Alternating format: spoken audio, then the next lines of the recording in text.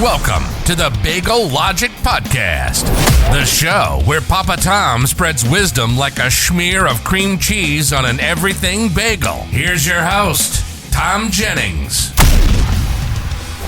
Hello, everyone, and welcome to the Bagel Logic Podcast. And I'll start by thanking everyone. Last month, I guess March would be last month already. Gosh, wow, time has flown. We launched the podcast back in January. My initial goal was to try to get to like the 400 download per month mark, and we hit that. Yay! So I was excited to get 400 podcast downloads for the month of March, and of course it's just onward and upward. Next goal will be, of course, 500. I'm saying of course a lot. Yeah, it's weird. I think anybody that listens to themselves speak, they'll always pick up on phrases that they use over and over again. I've got a few. At the end of the day is a big one that I use. Come to Jesus moment, those kind of things. So this week, the topic is a timely one, I guess. And even though these podcasts sort of live forever in the archives and things like that, unless you were living under a rock, you weren't aware of, I see what I did there. I didn't even realize that I was coming up with a pun, but unless you were living under a rock, you didn't realize that Chris Rock had been slapped in the face by Will Smith at the Academy Award ceremony, also known as the Oscars. And it brought up a lot of memories for me, both good and bad. You're like, good? What good memory could come up? Well, we'll get to that in a moment. So the topic this week will be a slap in the face, and a timely topic it is, and probably not going to go into too many of the issues related to the incident itself, because I feel like everybody's kind of weighed in, and many people take one side and others take another. For instance, my wife and I, we actually have very differing views on the actual incident itself. And somehow we managed to stay married through our differences when it comes to these big things and in big cultural events, I guess, for lack of a better term. But I'll start with Chris Rock. And I was thinking, because I used to work at a place called Red Creek Inn in Rochester, New York, and they used to have some comedians come through there. And we had some pretty cool guys. One of the guys I was thinking about thinking about the whole Chris Rock thing, because that's where I met him, and I'll get to Chris in just a moment, was Kevin Meaney. And if you're not familiar with Kevin Meaney, he was a great comedian. He passed away a few years back.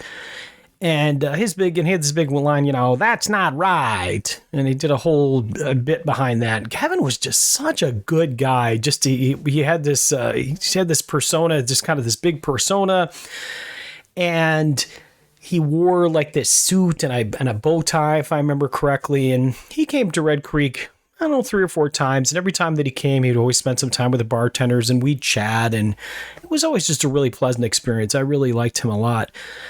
Another comedian I like was a guy named Marty Putz, and Marty was, I think he's still around. He had a great routine. You should look him up if they have anything on YouTube with Marty. Just really funny guy, really nice guy.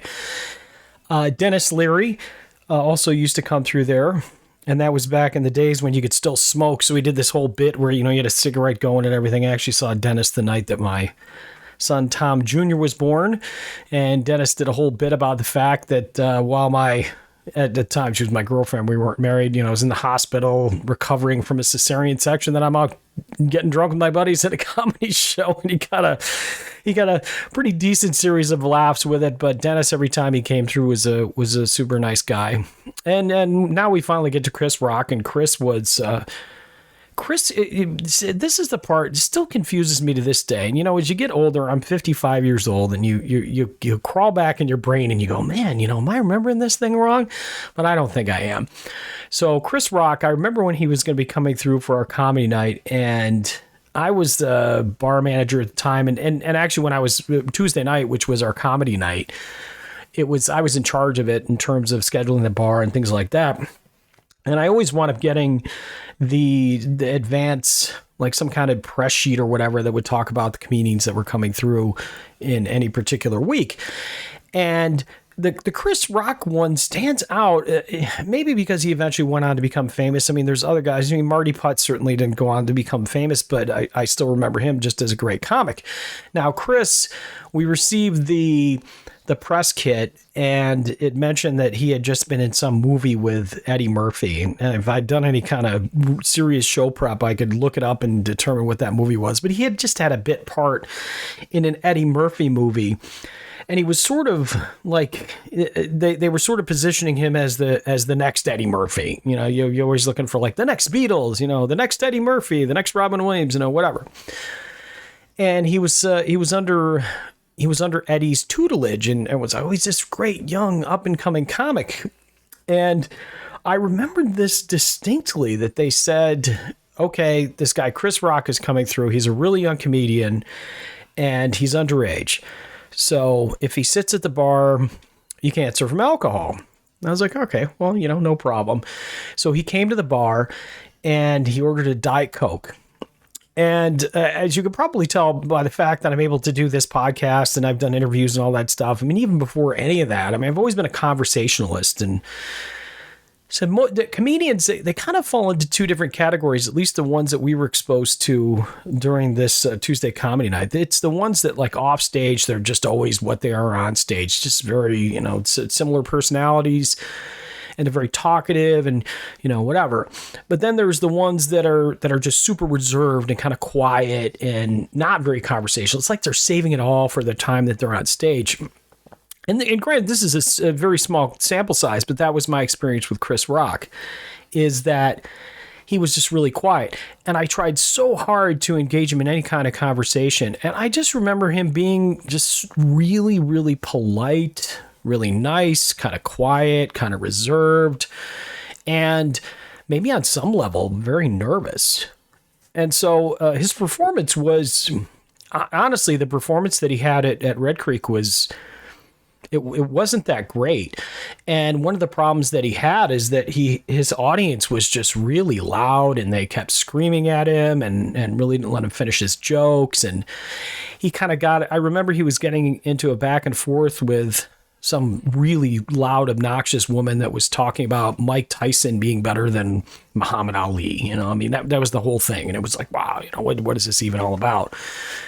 And then, yeah, it show's over, polite goodbye, that kind of stuff. And then to sort of follow him as his career went on, and he wound up doing so much better and became this sort of iconic comedian and did some major movies and SNL and all that kind of stuff. And I think anybody that's ever met a celebrity before they're a celebrity, it's a cool experience. And you wind up just really going, oh, you know, I met them before they were big, or I saw them before they were big. It's like with bands, you know, you see a band opening up for somebody else, or it's playing at a small club. You know, the band U2, for example, they played in Buffalo, New York, over near where I live, in a super small club, and, you know, really nobody was there. And of course, you know, now years later that they've become famous, everyone supposedly was there, but really there weren't a lot of people there at the time.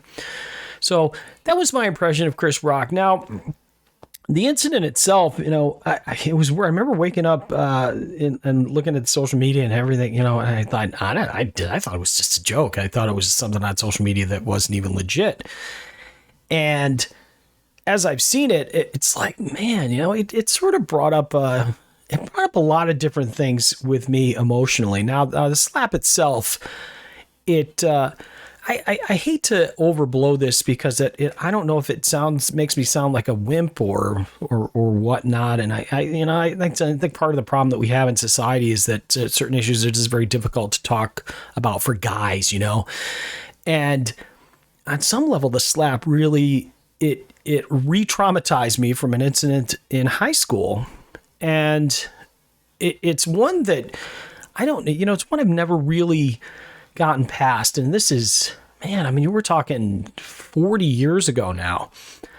And what wound up happening is that I was in a class. I went to this school in Rochester, New York, and the name of the school was School Without Walls. That's the actual name. It was an alternative school. I tell people, I'd say, it's an alternative school started by a bunch of hippies. And school, all you guys, the jokes we used to hear too. hey, doesn't it get cold in the winter? Or how do you keep the ceiling up if you don't have walls? So I'm at this place called School Without Walls, and I remember I'm sitting in a class. I'm sitting next to this girl named Deanna, and then there was somebody next to her. I believe it was Myra, and I don't need to give their last names. I know Myra's. Well, I can't even really remember Deanna's. I know Myra's was, I think, Armin, but it really doesn't matter. But so I'm sitting there, and we were just kind of in class and everything, and Deanna and Myra were joking about something. I'm not even sure specifically what they were joking about, and all of a sudden, this kid named Judge, he gets up, and he's this really just super muscular African-American kid. And he gets up and he looks and he says, he's like, shut the F up. And then he just hauls off and smacks me right in the face with an open hand. I mean, for one, I just didn't expect it. You know, it's like when you watch that video of Chris Rock and Will Smith is sort of walking up on him. I mean, I remember Judge walking up on me, and it was like, just for a moment, everything was just in slow motion. I mean, it was the weirdest freaking thing that you'll ever experience. And I hope you don't experience it, because it's utterly awful. And so I see this, Judge is coming up to me, and he's, he reaches his hand back and he just wails on my face. And, all I see is stars. I mean, I don't. And I'm just sitting there thinking, what happened? Like, what in God's green earth just happened? Like, it's interesting because with the Chris Rock situation, Chris Rock clearly said something that precipitated it. So maybe there was a part of him that knew that something could happen, because he was the one that said something. In the case where this kid Judge smacked me, I wasn't even the one that was talking, which, mind you, is unusual. And here it is 40 years later. I have no reason to lie about this. I mean, it wasn't me. It really wasn't. And it was the craziest thing. And then it kind of got worse, because Judge wound up getting, they wound up restraining him, get a bunch of security people. I don't believe that we called the police at the time. I think we had a school security guard and maybe an administrator or something like that escorted him out the building. And, the whole time that he's getting pulled out of the building, he's screaming at me and making all these threats and all this other stuff. And, in terms of a history between me and Judge, I mean, this is a kid that I had gone to high school with for maybe a year and a half up to that point. And I don't know that we ever had a conversation. And I mean, the sad reality is this is back in 1982. And as much as School Without Walls was an alternative high school and it had kind of this hippie vibe and everything, there still was that you still the cliques. And even though, I had friends that were black and whatnot, I mean, most of it, but for the most part, like, the black kids hung out together and the stoner white kids hung out together. So even though we were all in school and we all got along and there wasn't any kind of weird racial tension going on, there still was the clique. So this was a kid who wasn't in my peer group. My buddies, I mean, we all sat around and listened to records and smoked weed. I mean, that's what we did. And Judge, I don't know what his friends did, but I just wasn't in his circle of friends. So it made the situation all that much more complicated. And even though, I think it's weird because, again, looking back and analyzing this whole thing, I mean, I lived in a town called Brighton, New York, which is a suburb of Rochester. And Brighton was an affluent suburb. So I think there was probably a perception that maybe I was this rich white kid from the suburbs. And really I wasn't. I mean, the reason I was going to this school, which was in the city of Rochester, New York, is because I didn't fit in Brighton. And if you go back in the archives, I mean, I think Sky Sands was the guest, and we talk a little bit about kind of the culture of Brighton and things like that. And I'm glad I had the experience of living in Brighton. I think Brighton was a very progressive town. Yes, it was a preppy town. Yes, there was pockets of wealth, and yes, it was difficult being a poor kid in a town where most of the people were wealthy. But Judge, he came from a very poor part of the city. I got to learn. I learned. What's weird is I wound up learning more about Judge after he smacked me than I ever knew about him before we had that interaction. And it's weird how like two people's lives can collide like that. And that it sort of things become sort of, inseparable. You think of one, you think of the other. And so over the course of the next couple of weeks, Judge was, he stalked me. Like he literally followed me outside of school. I couldn't go to, the school that I went to, again, the school without walls, it was independent learning. We could go out to lunch. We could do all things around the city. He, not even with a group of friends or anything, it was just him. He would like stalk me. Like he would just show up. So I couldn't go anywhere for a couple of weeks without having somebody with me. I was terrified. And it was just, I said, even just thinking about it this many years later, it was a traumatizing experience on so many levels. I had to take a bus to school, and it was a public bus, and he didn't live anywhere near me, and he'd get on the bus and he'd just sit on it, and I'd be terrified that, I didn't want to get off at the stop that was near my house, and I would try to figure out a way to get off the bus so that he wouldn't get off at the same time. And I'd have to have, again, 2 or 3 of my friends. Thank God that I had friends back then that were willing to help me out and ride the bus with me. So as the weeks went on, eventually I wound up having to go to what was called a superintendent's hearing because, you got a kid that's stalking you that I didn't know if he wanted to kill me or do whatever. It didn't really matter. He was scaring the living crap out of me. And so now I got to go to this superintendent's hearing in the city of Rochester to testify as to what happened because they were considering expelling him. Now, around this time, I had found out that the reason that he was at School Without Walls was different than mine. Now, I'd gone to School Without Walls because I lived in Brighton. It was a well-to-do suburb. I didn't fit in the school, so I was trying to escape something. The story is a little bit more complicated than that, and who knows, maybe it will warrant a podcast episode. I think School Without Walls is a fascinating place. There was a lot of stories from there. But so that was my reason for going. His reason, it evidently, was because he had been bounced around to all these different schools in the district, and he had been kicked out or moved out or pushed out because he'd had these violent incidents. So I wasn't the first person that he had hit, and this wasn't the first violent act he'd had. There was, I guess, confrontations with teachers, with other students, the whole thing. He was a very angry person. And so here I am. I have to go testify, and they're talking about, instead of long-term suspension, they're talking about expelling him, which meant that he would no longer be able to attend any school within the city of Rochester. Now, I knew that he didn't come from means. It almost felt like, to me, like they were just completely denying him an education. Now, having been a teacher now for many years, I know that there's alternatives. A lot of times a district will have to provide homeschooling, things like that. I wasn't aware of any of those types of things back then. So my thought is that I kind of held this guy's fate in my hands. And it was like, wow, what do I do? It was such a moral dilemma because here's this kid, for one, he smacked me, and he smacked me good. Unlike Chris Rock, it was, there was bruising, there was all kinds of stuff going on in my face. My parents decided not to press charges. I was a minor, so it wasn't something that I could even choose. And I supported that decision because I really didn't want to have to get involved in the legal system or any of that stuff. And so we're at the superintendent's hearing, and he's there, and he's looking at me like he still wants to freaking kill me.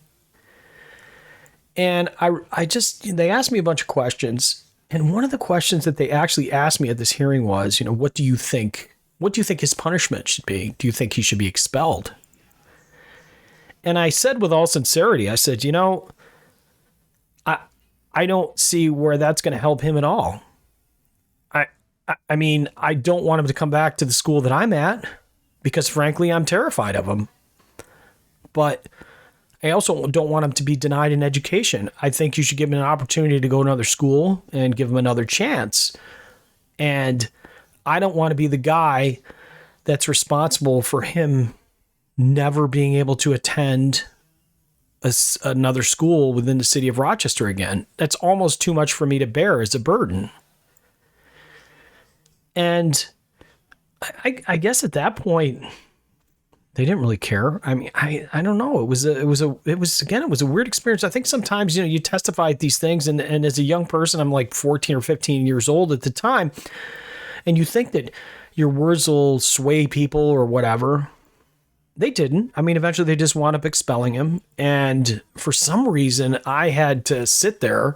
And, I went to this meeting with like 7 people from my school because I just didn't, I was petrified that somehow I was going to run into this kid again.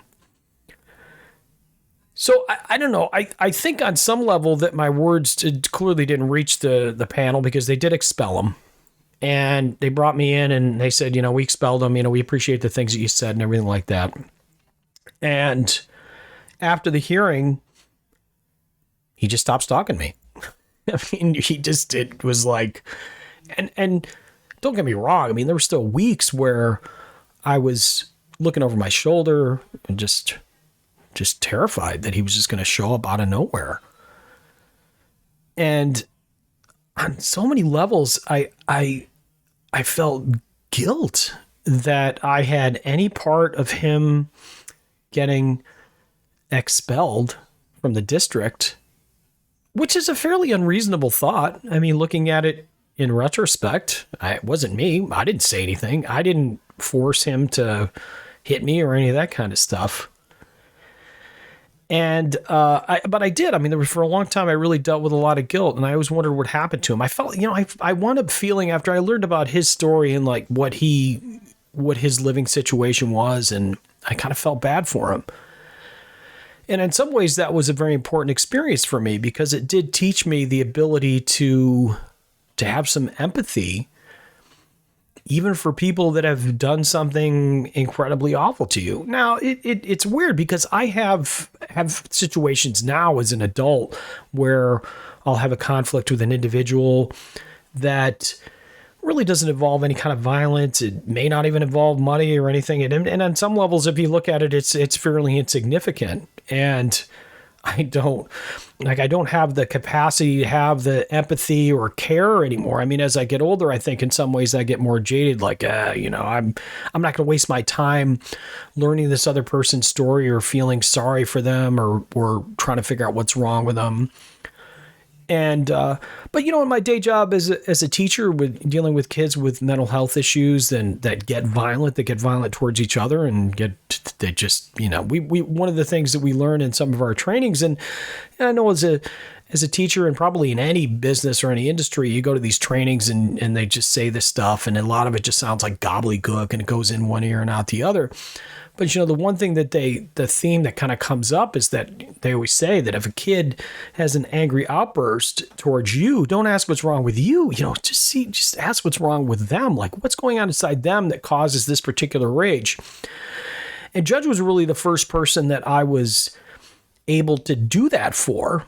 And it wasn't because of any kind of counseling or any religious revelation or there's no like, I didn't have like a friend who guided me through it and says, well, Tom, you really should sit back and consider, all the things going on in his life and what caused him to be the way that he is. It just, again, it was something that happened very naturally, very organically, another one of my favorite terms, but it was crazy. And it's even when I looked at Will Smith and Chris Rock, it really brought me back there. I mean, as I'm recording this episode, if you saw my eyes, I'm just looking off into outer space right now because it all really projected me back there. I mean, just the look on Chris Rock's face was the kind of the thing that I had. And then you all of a sudden have to try to get your wits about you. And you're like, what the heck is going on here?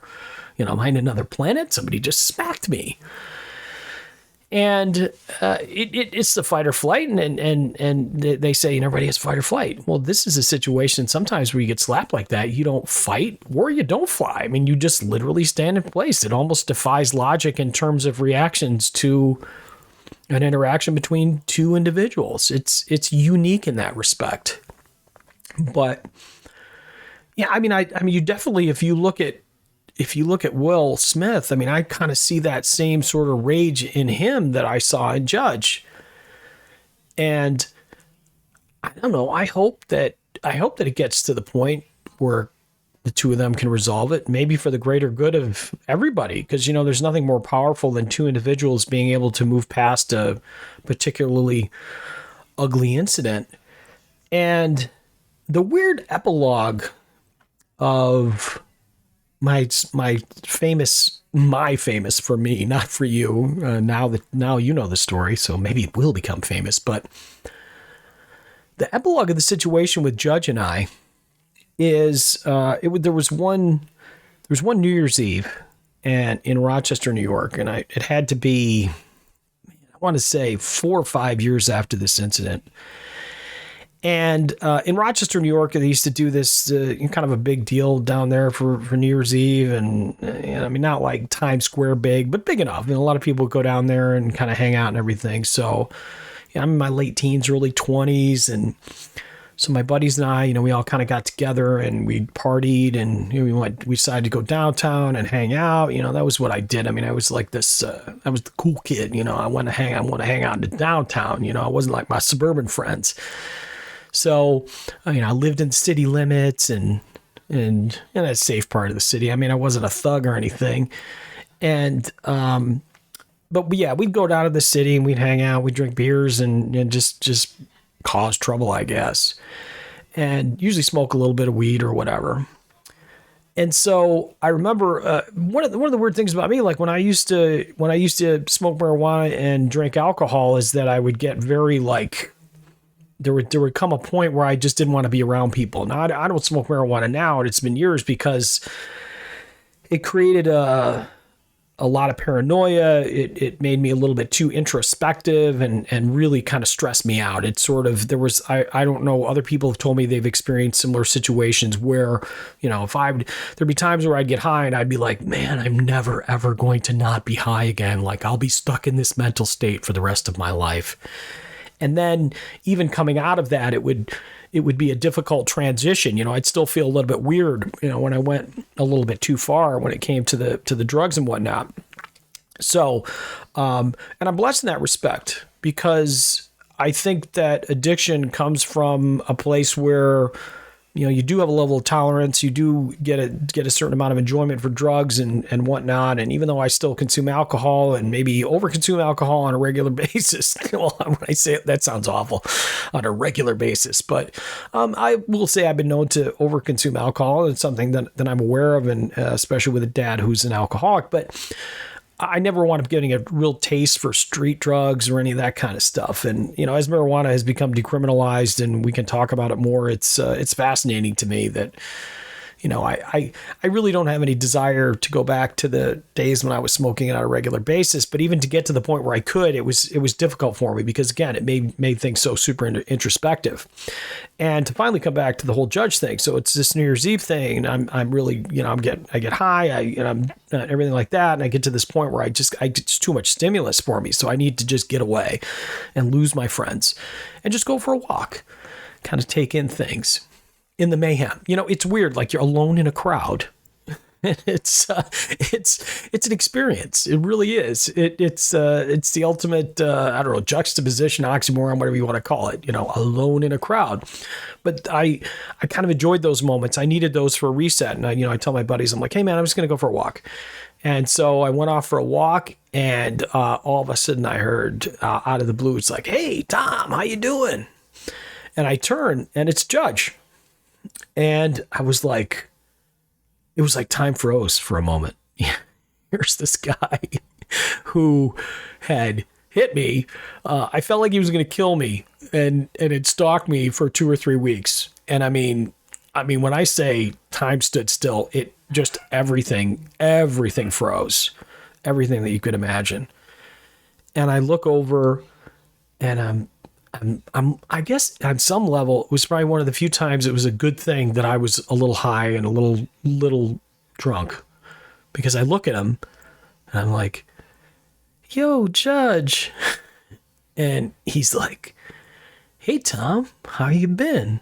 I go, "Good, man. How you doing?"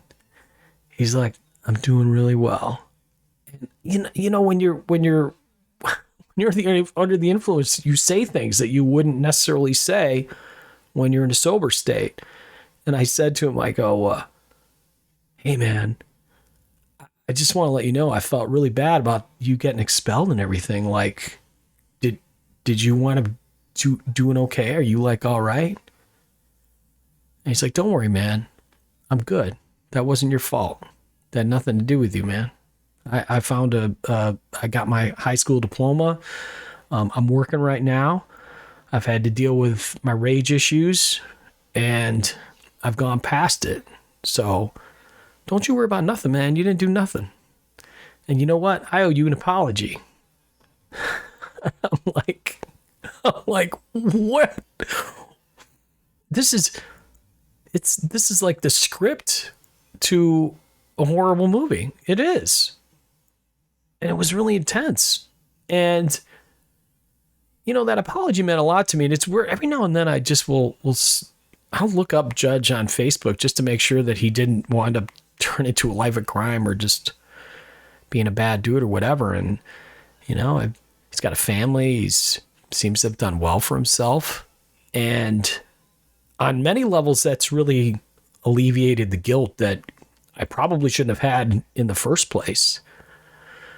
But it's just one of those, I don't know if there's a moral lesson here. I don't know if it's, with this whole story that has anything to do with, I mean, there's forgiveness, there's all this stuff, but, and again, even with the apology and that weird, 3 or 4 year later interaction between the two of us, I mean, it just still confuses me and traumatizes me, and I have so many different mixed emotions when it comes to it. And I don't know if maybe that's because when Judge and I did finally get to meet and discuss it, that, I assume he was inebriated on some level as well, because, his eyes were slits, my eyes are slits, and, we're just talking like these two wasted dudes, at a bar, like, "Hey, man, I miss you so much. I'm so sorry for everything I ever said," that kind of thing. Even though there was probably a large degree of like, it was authentic. It came from the heart, however you want to discuss it. But yeah, that's so that's it. It's I think sometimes again you have these things that happen on a national level, and it just stirs up so many different emotions, so many different memories and whatnot. And that's kind of where I was at, as far as this week.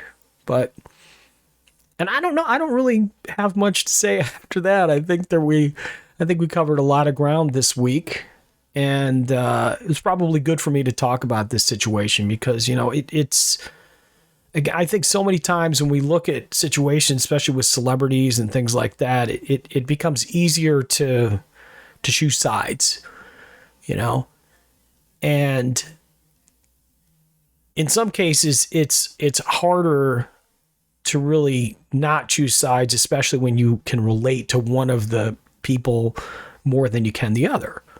So I can relate to Chris Rock on, a couple different levels. It goes back to meeting him and seeing that he was, kind of a mellow guy off stage. I don't know if that's his persona. It's the only time I met him. I mean, he may be a raging douchebag when he's not on stage. I don't know.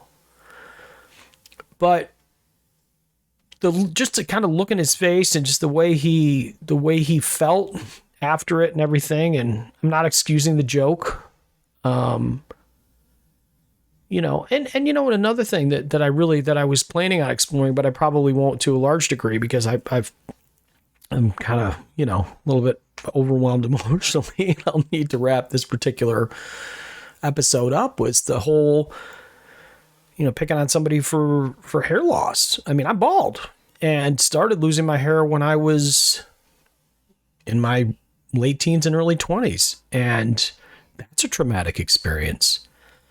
And societally, I mean, if you're fat or if you're bald, those types of things are kind of considered fair game in terms of jokes. I mean, I can't tell you how many times. I mean, I don't think I go a week without somebody making a bald joke. I mean, ever. I'm saying I'm not exaggerating. Between, whether it's at school or whether I'm bartending or family gathering or whatever, like it's one of those things that you can't really hide. And I mean, I suppose I could wear a toupee or whatever, but you know what I mean? So I get it. It's a sensitive subject. And from what I'm understanding, in somebody like Jade, it's maybe a little bit more sensitive to her. So yeah, I mean, I get her anger. I don't necessarily understand what Will was thinking. I mean, I really don't. I think that maybe he didn't realize that his actions could have such a negative impact on just everything. It just really was, I don't know. It was like, I don't know. I don't condone it. I don't know. I mean, somebody said something. I mean, this is where my wife and I have gotten into arguments too, where she's like, well, he's just defending his wife's honor. I mean, I can defend your honor, honey, without having to slap somebody in the face. And I wouldn't, because I know how freaking horrible it feels when somebody does it to you. You almost wish that somebody punches you in the head, because if they punch you in the head, you're probably, as a guy at least, and maybe as a woman, I'm not a woman, so I'm not saying this to be sexist. I'm only saying it because I understand a guy's point of view, because I'm a guy, that we'd probably hit back and it would become a fist fight. And it's a little bit easier to sort that out. There's winners and losers, and the person who started the fight and the person who didn't. Getting slapped, it's a humiliating experience. It's stunning, and you just kind of don't know what to do. And it never really leaves you. I'm speaking from personal experience. So, yeah, a lot going on, a lot to unpack in those particular situations. And hopefully maybe, if you listened to it and you had any kind of opinion, that maybe this gave you a little bit of a different perspective about things. If not, then I'm sure we'll have another episode that's more relevant or better than this.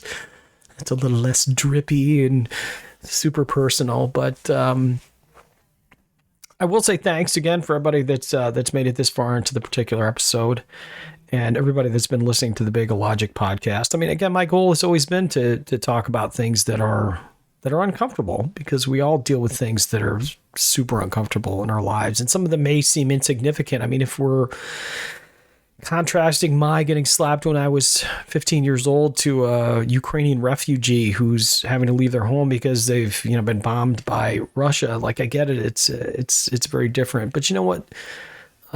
Experiences are real. They're significant to individuals, everything. And it may seem insignificant. What may seem insignificant to one person is significant to another. And I think we all need to be more sensitive towards those types of things.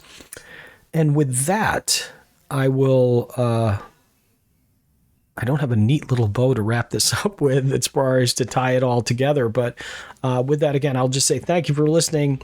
Thanks for joining me on the ride to the Bagel Logic podcast. We got some great guests coming up.